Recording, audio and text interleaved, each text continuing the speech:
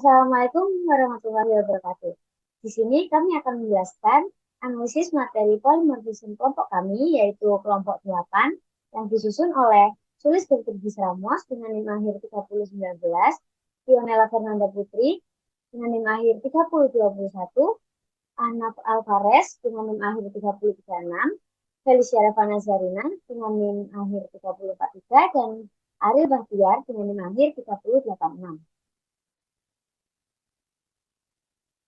Untuk studi K1 yaitu online shop. Di sini yang pertama adalah kelas diagram. Kelas diagram memiliki beberapa kelas. Yang pertama ada produk. Ini adalah kelas yang paling umum, mewakili produk yang dijual secara online. Memiliki atribut yang umum untuk sebagian besar produk seperti nama, harga, dan juga memiliki metode seperti hitung biaya pengiriman. Dan kemudian ada keranjang belanja. Kelas ini berisi informasi tentang keranjang belanja pengguna dan item-item di dalamnya. Biasanya memiliki metode bernama tambah item. Kemudian ada program. Kelas ini berisi tentang keseluruhan program atau aplikasi. Kemudian ada buku, produk elektronik, dan pakaian. Ketika produk Kemudian ada buku, produk elektronik, dan pakaian. Ketiga kelas ini merupakan subkelas dari produk yang mewarisi atribut dan metode dari kelas produk, tetapi juga dapat memiliki properti dan fungsi uniknya sendiri, seperti pada produk elektronik, yaitu memiliki atribut berat yang tidak dimiliki oleh jenis produk lain. Baik, untuk kode program pada study case nomor 1 akan dijelaskan oleh saya, di mana pada line pertama dan line kedua terdapat using system dan using system collection generic.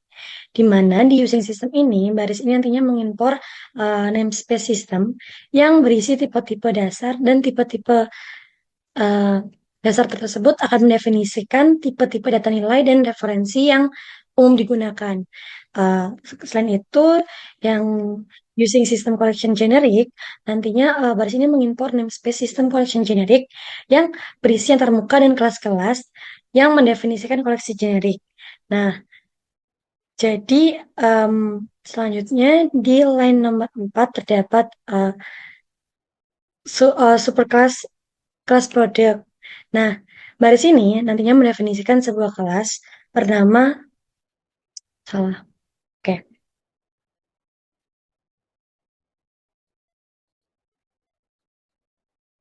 Baik, untuk kode program dari study case nomor 1 terkait online shop akan dijelaskan oleh saya, di mana line pertama dan line kedua ini berisi using system dan using system collection generic. Nah, kenapa kita menginputkan keduanya? Karena kedua kode ini berperan sangat penting, di mana using system ini berperan untuk mengimport namespace system yang nantinya berisi tipe-tipe dasar yang akan mendefinisikan tipe-tipe data nilai dan referensi yang umum akan digunakan. Nah, sedangkan yang using system collection generic ini nanti akan mengimpor namespace system collection generic yang berisi antarmuka dan kelas-kelas yang mendefinisikan koleksi generik tersebut. Nah, kemudian di line keempat kita terdapat sebuah kelas bernama produk, di mana kelas ini adalah template untuk membuat sebuah objek. Nah, nantinya ini kelas ini akan mewakili sebuah produk. Kemudian dalam kelas produk terdapat public string nama getSet. Nah, baris ini mendefinisikan sebuah properti publik bernama nama dengan tipe string. Kemudian properti adalah seperti field biasa yang bisa diakses. Nah, jika didefinisikan dengan kedua akses getSet, maka bisa dibaca dan ditulis seperti field, tapi aksesnya juga bisa dikendalikan. Nah, kemudian terdapat public double harga get set. Nah, sama seperti public string, nanti baris ini mendefinisikan sebuah properti publik yang bernama harga, namun dengan tipe harga dengan tipe double, mirip dengan properti nama, tapi yang ini mewakili harga produk tersebut. Nah, selanjutnya ada public produk string nama, double harga. Baris ini nanti mendefinisikan sebuah konstruktor atau kelas produk. Nah, jadi di sini tuh metode khusus ketika sebuah instansi atau dari sebuah kelas itu dibuat. Nah, konstruktor ini nantinya itu mengambil dua parameter, yaitu nama dan harga. Di mana namanya nanti nama produk dan harganya adalah harga produk. Selanjutnya, eh, di sebelah nama sama dengan nama. Nah, nanti yang di nama yang kedua itu akan memasukkan properti ke nama dari kelas produk. Nah, begitu. Selanjutnya, public virtual double hitung daya pengiriman. Nah, Mbak sini tuh mendefinisikan sebuah metode virtual bernama hitung biaya pengiriman. Nah, kata kunci ini tuh memungkinkan metode ini untuk di override di kelas turunan. Nah, metode ini mengembalikan double yang mewakili biaya pengiriman dan saat ini mengembalikan nilai nol. Nah, return nol seperti yang dijelaskan, baris ini hanya mengembalikan nol, menandakan bahwa biaya pengiriman untuk kelas ini adalah masih nol. Nah, eh, bukan masih nol sih, lebih tepatnya saat ini masih bernilai nol karena masih belum ada produk atau apapun yang ditambahkan. Nah, selanjutnya itu ke kelas produk elektronik dari produk. Nah, baris ini tuh mendefinisikan sebuah kelas bernama produk elektronik yang mewarisi dari kelas produk. Jadi, nama lain itu bisa disampaikan kalau produk ini superkelasnya, sedangkan eh, produk elektronik ini adalah subkelasnya. Nah, jadi di codingan selanjutnya, public double berat get set. Nah, sama seperti yang sebelumnya, baris ini mendefinisikan sebuah properti publik dengan berat dengan tipe double, dan properti ini kemungkinan akan akan mewakili berat dari produk tersebut. Karena dalam studi case tersebut dijelaskan bahwa berat akan mempengaruhi massa dari ongkir yang akan dibayarkan oleh customer nantinya. Nah, kemudian ada produk elektronik, string nama, double harga, double berat, titik dua base nama harga. Nah, di mana bahasanya mendefinisikan sebuah konstruktor untuk kelas produk elektronik ini mengambil tiga parameter. Parameter yang itu pertama nama, parameter yang kedua itu harga, dan parameter yang ketiga itu adalah berat. Nah, tapi di bagian base dalam kurung nama dan harga, memanggil konstruktor dari kelas dasar produk dengan parameter yang diberikan. Nah, selanjutnya untuk codingan yang selanjutnya akan dijelaskan oleh teman. Baik, saya akan menjelaskan dari line 29 sampai line 58. Pada line 30, kita memiliki kode program public override double hitung biaya pengiriman. Ini merupakan deklarasi dari sebuah metode yang bernama hitung biaya pengiriman yang mengembalikan nilai bertipe data double, dan kata kunci override menunjukkan bahwa metode ini menimpa metode dengan nama yang sama dari kelas induknya. Lalu pada line 32 kita memiliki kode program return berat dikali 5.000. Ini merupakan pernyataan yang mengembalikan hasil perkalian antara berat yang mungkin merupakan atribut dari kelas ini atau diwarisi dari kelas induk dengan 5.000. Nilai ini kemudian akan menjadi nilai pengembalian dari metode hitung biaya pengiriman.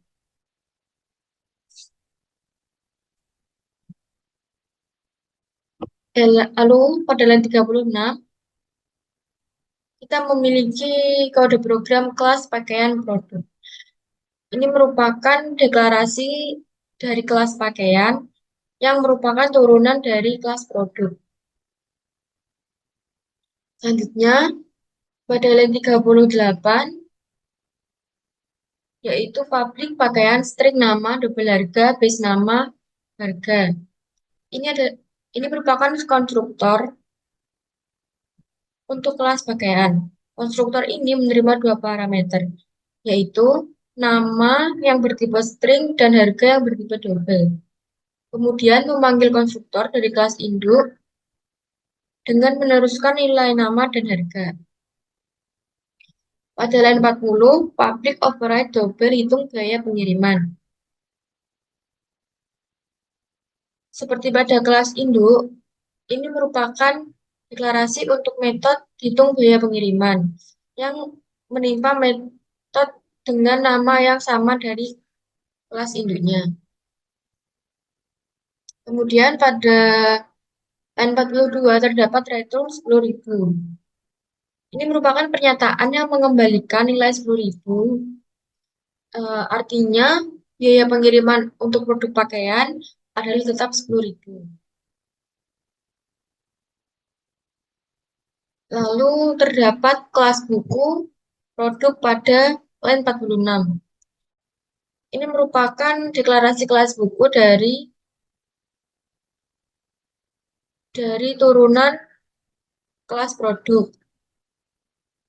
Pada line 48 terdapat pabrik buku, string, nama, double, harga, base nama, harga. Dan ini juga merupakan konstruktor untuk kelas buku yang juga memanggil konstruktor dari kelas induk dengan meneruskan nilai nama dan harga. Pada line 50, pabrik override double hitung biaya pengiriman. Ini merupakan deklarasi metode dari hitung biaya pengiriman yang menimpa metode dengan nama yang sama dari kelas induknya.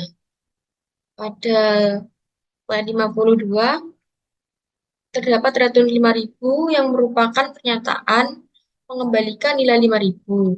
Artinya, biaya pengiriman untuk produk buku adalah tetap 5.000.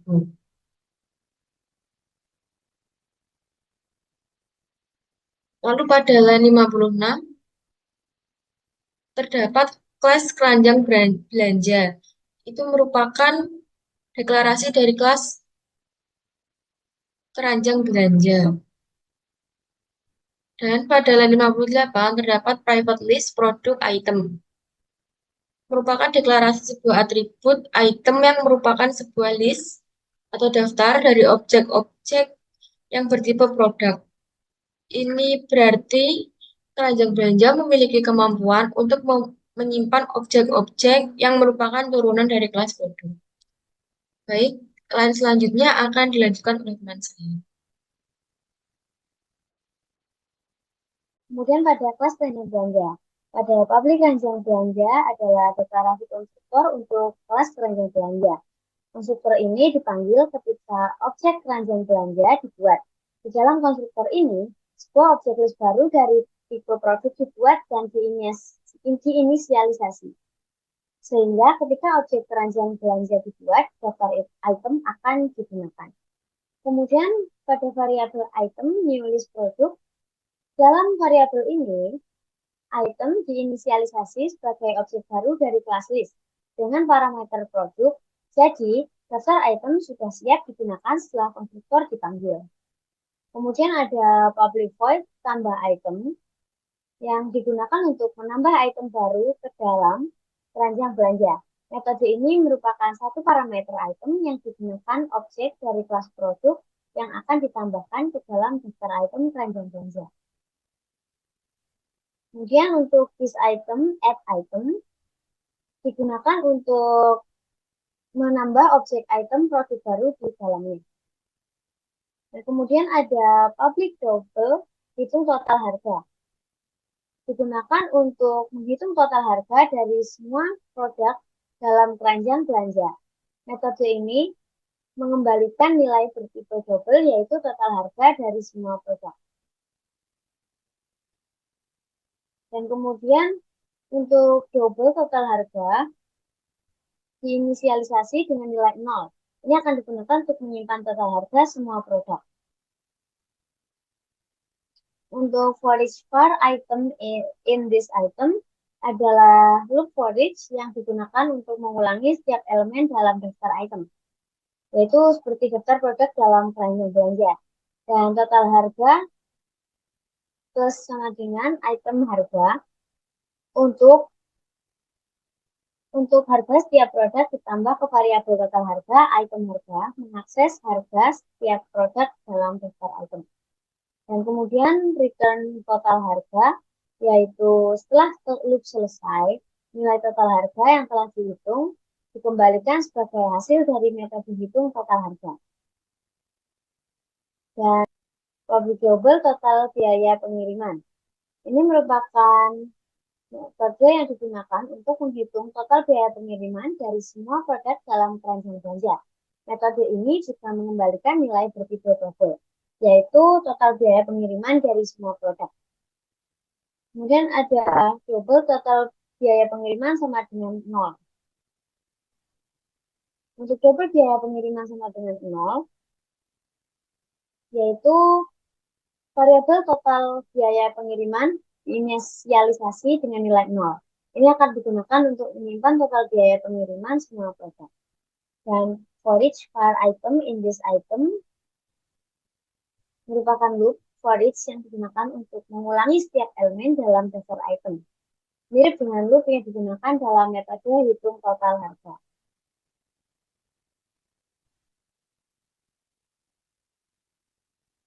Kemudian di dalam loop for each, item hitung biaya pengiriman dipanggil untuk setiap produk dalam daftar item untuk menghitung biaya pengiriman masing-masing produk. Hasilnya ditambahkan ke variabel total biaya pengiriman. Dan kemudian yang terakhir ada return total biaya pengiriman, yaitu setelah loop selesai, nilai total biaya pengiriman yang telah dihitung dikembalikan sebagai hasil dari metode hitung total biaya pengiriman. Baik, di sini saya akan menjelaskan line 90 sampai dengan 110. Pada line 90, kita memiliki kode kelas program. Ini merupakan deklarasi kelas yang bernama program. Selanjutnya, pada line 92, static void main string args. Ini merupakan metode main yang merupakan titik masuk atau entry point dari program. Metode ini akan dieksekusi saat program dijalankan. Selanjutnya, pada line 94 yaitu produk elektronik laptop sama dengan new electronic laptop 15.2,5.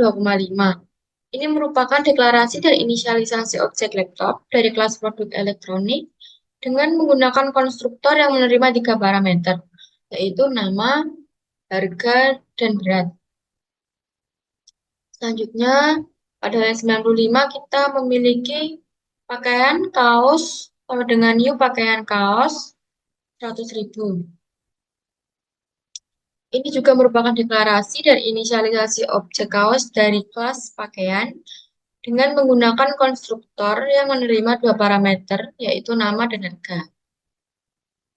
Kemudian pada line 96 terdapat buku novel sama dengan new buku novel 75.000. Ini merupakan inisialisasi objek novel dari kelas buku dengan menggunakan konstruktor yang menerima 2 parameter, yaitu nama dan harga. Selanjutnya, pada line 98 terdapat konsol WriteLine informasi produk. Merupakan pernyataan yang mencetak teks informasi produk ke konsol. Lalu, line 99 sampai dengan 102 terdapat konsol WriteLine nama plus laptop, nama plus harga laptop dot harga biaya pengiriman plus laptop hitung biaya pengiriman. Ini merupakan perintah untuk mencetak informasi tentang objek laptop ke konsol. Ini mencakup nama, harga, dan biaya pengiriman yang dihitung menggunakan metode hitung biaya pengiriman dari kelas produk elektronik. Kemudian pada line 103 terdapat konsol WriteLine nama plus kaos dot nama plus harga plus kaos dot harga plus biaya pengiriman plus kaos hitung biaya pengiriman. Merupakan perintah yang mencetak informasi tentang objek kaos ke konsol dan mencakup nama, harga, biaya pengiriman yang dihitung menggunakan metode hitung biaya pengiriman dari kelas pakaian. Selanjutnya, pada line 107 sampai 110 terdapat konsol WriteLine nama plus novel.nama plus harga plus novel.harga plus biaya pengiriman plus novel.hitung biaya pengiriman. Ini juga merupakan pernyataan yang mencetak informasi tentang objek novel ke konsol.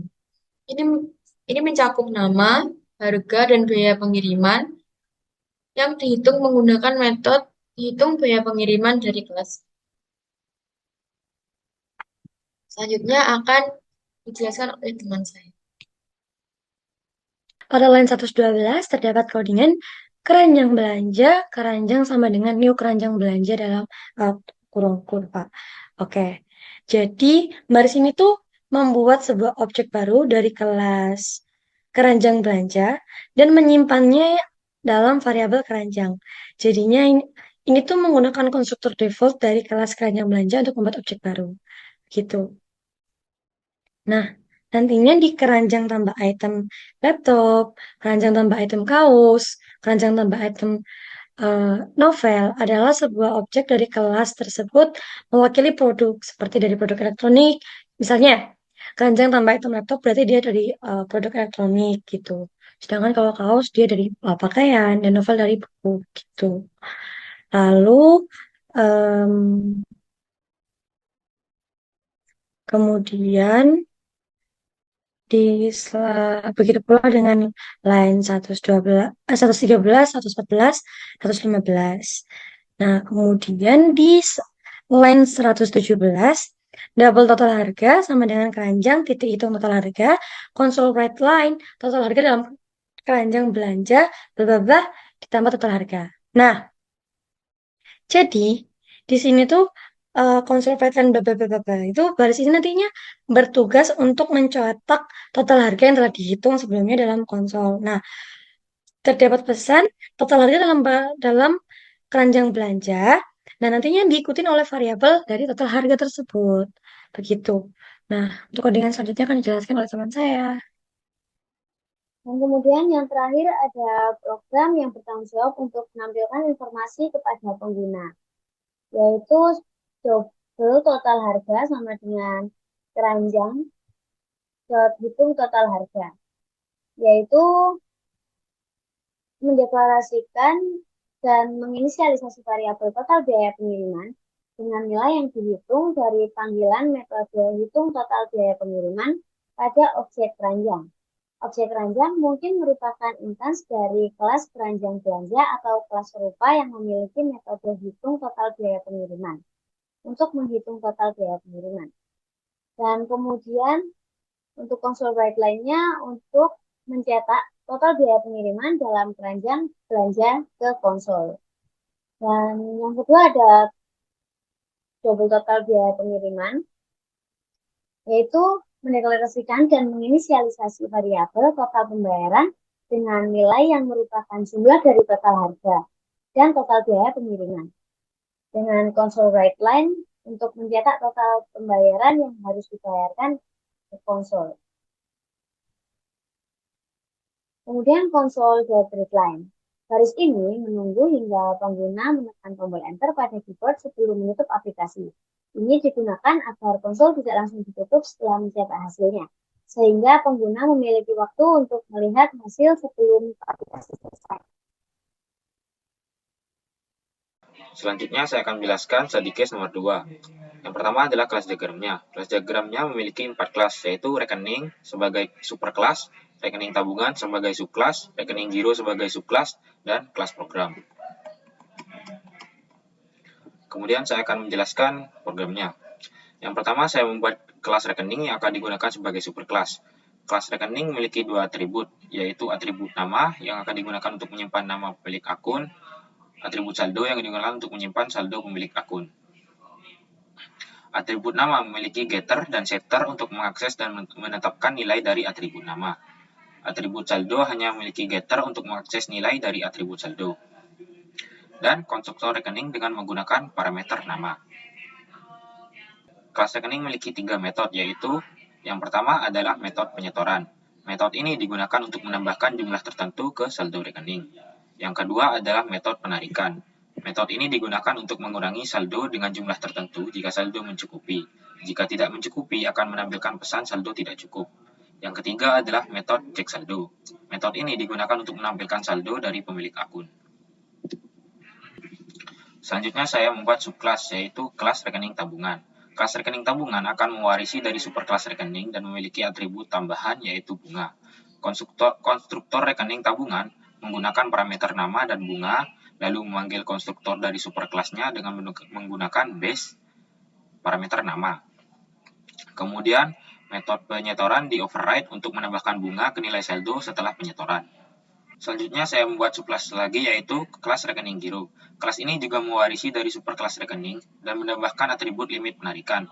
Konstruktor rekening giro menggunakan parameter nama dan limit dan juga memanggil konstruktor superkelasnya. Kemudian metode penarikan di override untuk menangani penarikan melebihi batas saldo tapi tidak melebihi tambahan limit penarikan. Kemudian untuk kelas programnya, objek rekening tabungan dan rekening giro dibuat dengan parameter nama Ahmad. Kemudian program meminta pengguna untuk memilih jenis rekening. Program kemudian akan menjalankan metode sesuai dengan input pengguna. Terakhir, program akan menampilkan sisa saldo.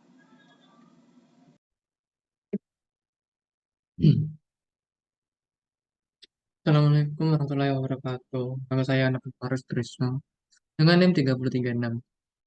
Ya, di sini kita memiliki satu kasus yaitu disuruh membuat kelas sets yang memiliki subkelas lingkaran, persegi, segitiga, jalur genjang, dan persegi panjang. Nah, kita mulai dari kelas diagram dulu ya. Di sini terdapat kelas diagram dengan kelas utamanya ialah shapes atau bangun ruang yang memiliki subkelas lingkaran, persegi, persegi panjang, segitiga, jajar genjang. Di tiap kelasnya memiliki metodenya tersendiri. Di kelas shapes memiliki metode tanda gambar dan toString. Lalu untuk di setiap subkelasnya memiliki atributnya masing-masing sesuai ciri-ciri dari benda tersebut. Dan memiliki metodenya masing-masing. Lalu kita masuk ke dalam program. Di dalam program kita akan mulai dengan membuat public abstract class sets. Lalu kita membuat sebuah metode yaitu public abstract string tanda gambar yang digunakan untuk menggambarnya.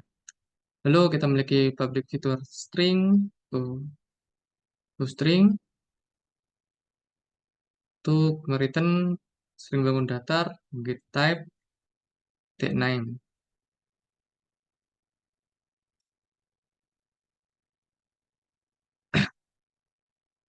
Lalu di sini dalam codingan terdapat sebuah subclass persegi. Di subclass persegi sendiri ini kita perlu barisan dari shapes, yaitu dengan cara memanggil shapes-nya di persegi. Lalu dalam public class persegi ini kita memiliki sebuah atribut sendiri atau fields, yaitu private double variable private double underscore cc. Lalu kita membuat konstruktor. Sini kita buat public persegi, parameternya itu double cc. Lalu dengan underscore cc sama dengan cc. Lalu kita membuat metodenya yaitu public override string tanda gambar ya. Yang tentunya public override string tanda gambar ini melakukan metode milik kelas utama. Return persegi dengan sisi min underscore sisi satuan telah digambar. Lalu di kelas selanjutnya yaitu segitiga. Segitiga memiliki atributnya sendiri yaitu alas dan tinggi. Lalu kita membuat parameternya public segitiga double alas, double tinggi. Underscore alas sama dengan alas, underscore tinggi sama dengan tinggi. Di sini sama kita kan diwarisi dari kelas utama ya. Nah, karena itu kita dapat memanggil metode tanda gambar. Metodenya public class lingkaran dan public class lingkaran. Sini di kelas lingkaran memiliki atribut jari-jari. Sama seperti tadi. Lalu kita buat konstruktor. Di mana public lingkaran dalam kurung double jari-jari. Lalu kita memanggil sebuah metodenya, public override string tanda gambar. Lalu kita memiliki kelas persegi panjang. Di persegi panjang kita memiliki atribut panjang dan lebar. Seperti halnya yang tadi, kita membuat konstruktornya, yaitu public persegi panjang, double panjang, double lebar. Lalu kita memanggil sebuah metodenya. Sama seperti jajar ganjang, di sini atributnya lebar alas, tinggi, dan sisi miring. Sama seperti di langkah sebelumnya, yaitu membuat sebuah konstruktor, lalu memanggil metodenya. Nah, di sini kita masuk ke kelas program. Di sini agar programnya jalan. Ini kita memiliki public static void main, sebuah metode.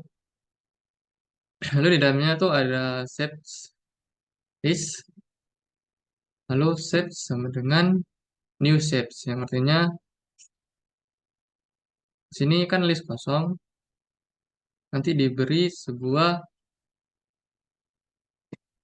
list yang berupa ini.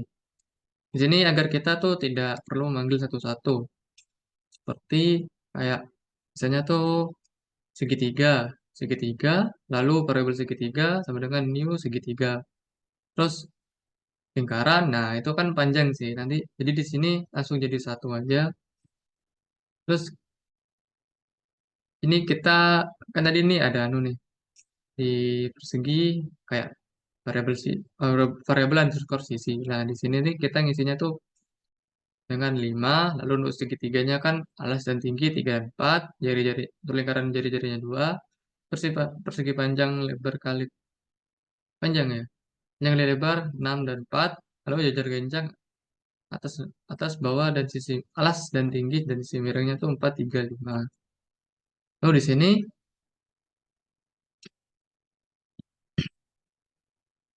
for each shape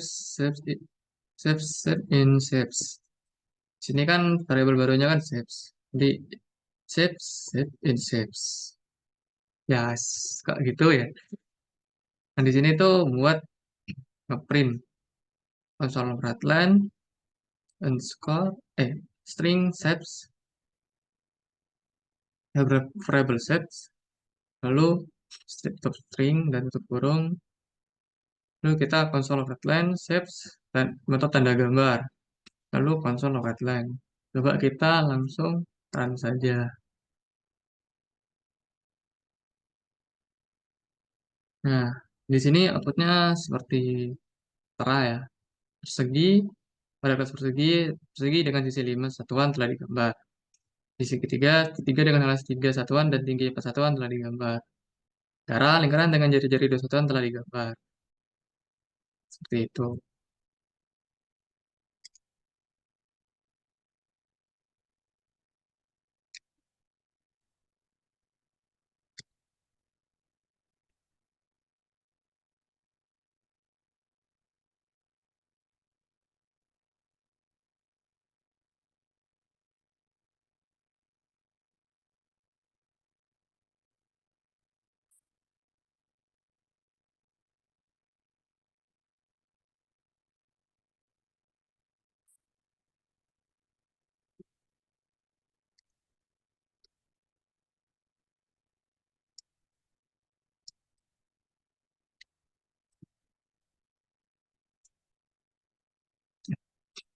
Sekian dari kelompok saya. Assalamualaikum warahmatullahi wabarakatuh.